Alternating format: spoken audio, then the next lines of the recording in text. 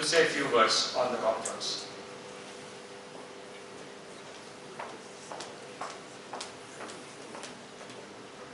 Well, friends, it's not on the conference that I would like to speak on right now. Anyway, thank you. It's exactly 15 days back, the same Savera. I was here with a friend of mine, a common friend, and he brought another Dr. Bhaskar from New Zealand.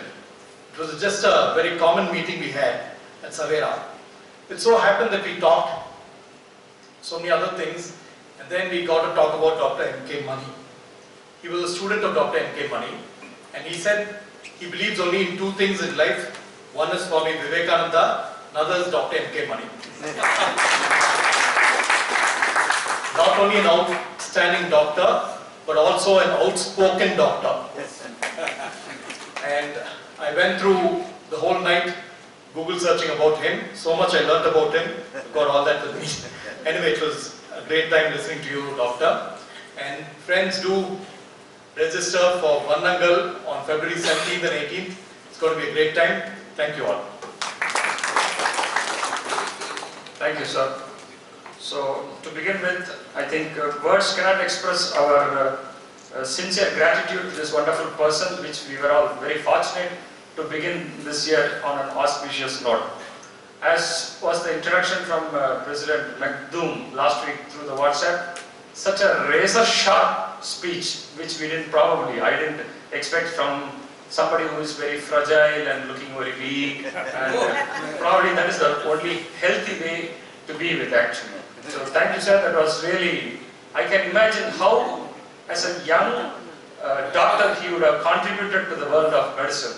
Probably if he was in an academic setup, I would have loved to be a student under him, because I could see all of you when he was talking, you were all like the first year MBBS students, very curiously watching word by word as to how we could have probably lived our life. Maybe a little bit late, we didn't keep ourselves as fit as what he is expecting us to be, but that was really wonderful, sir. That was. I'm just going to touch upon the various areas he touched. History, obviously, I have gone through, being a doctor myself, I'm a facial-maxillary surgeon, basically from a dental background. He's of a medical background. But still, I have gone through all those histories, but a lot of interesting things that he mentioned, like how we used to still follow whatever was followed in our ancestral days. That was really awakening for me as well. Second, about being a specialist. I'm a specialist, I'm an MDS plus a DNB fellow. Probably till a couple of minutes I was raising my collars on, but now I've understood it is very important to, it's not that I've ignored all these days, but it is very nice that we need to be a general doctor first to analyze the general public and then probably deliver to our best through our specialty. That's a very good message I've learned in this new year. Third, marketing. Maybe he's slightly senior. He's not living in this present practicing world in India. Marketing is not at all that bad word unless we make ourselves present in today's world. I'm not talking about 30 or 40 years back. Everything was ethical and nothing should be marketed or the name shouldn't be spelled. But today it doesn't work. The big corporates have come and they have engulfed all the ordinary practitioners. So unless you come out with something other, which is not unethical, there is a difference between making awareness and marketing yourself. The Ethics Act says you shouldn't tell I am the best surgeon in this place. You can say I am a surgeon available in this place. There is nothing wrong. So there is a clear-cut difference between making awareness that somebody is existing. Meaning you public need to know that we are existing for you to come and get the service done. So that is awareness. So I am going to request sir to pardon us from making ourselves available to the public from now on. So that is on marketing. And fourth, informed consent. Yes, it is order of the day that we have to take informed consent. But as sir rightly said, we still go ahead. I operate a lot of fracture cases of the face. Sometimes we operate close to the cheekbone, it is close to the eye. When we take up the patient for surgery, sometimes we have to tell at the end of the surgery, sometimes the patient might lose the vision. So that is the risk we face every day. But our operation theatre we have to operate. But where is the balance? That's why last week one of my anesthetists was saying, if this goes, then every patient you have to say before going to theatre, you may die. Get an informed consent. You can't tell the patient that you're going to die before surgical informed consent. But we will have to tell them the possible complications that are going to happen, but still we will do. நான் பேசுறது இப்படிதான்.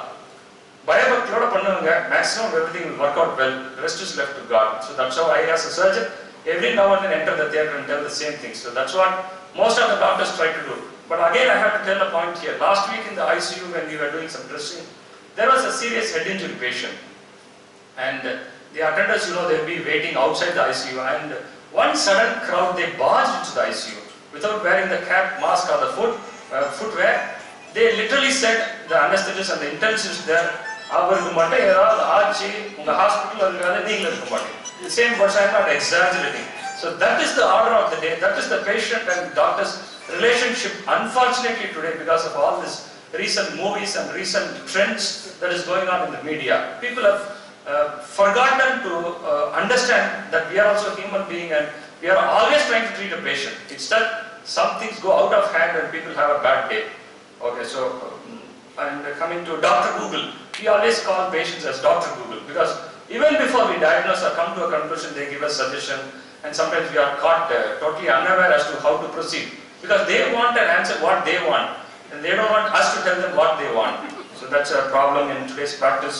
And insurance, unfortunately or fortunately, there is not much in dentistry regarding insurance, so it's not that we can cheat or it's not that the patient can ask us what is to be done on insurance side. Otherwise, I think sir has literally touched upon everything more than what we could expect from a short 20-minute talk. So thank you once again to everybody for this patient listening. I thank my fellow presidents, my co-secretary and co-president, Rotarian Hema, Padu, and Madhum, who has made a wonderful beginning for this new year. Thank you once again. Thank you all. Before make them to yeah, sorry. Just as yeah, I have to thank the MC for doing a great MC job and the hoteliers and others. Before that, I am going to selfishly declare that we are having a fundraising program in our club. We are having a back-to-back Crazy Mohan skit on January 27th. So kindly do register. The tickets are available from 300 to 2000. We are going to contribute to two causes. Mainly one is for a free ambulance service for the accident victims, and second is for the Anandam, that old age home. So if you think it's worthwhile, please contribute. Thank you.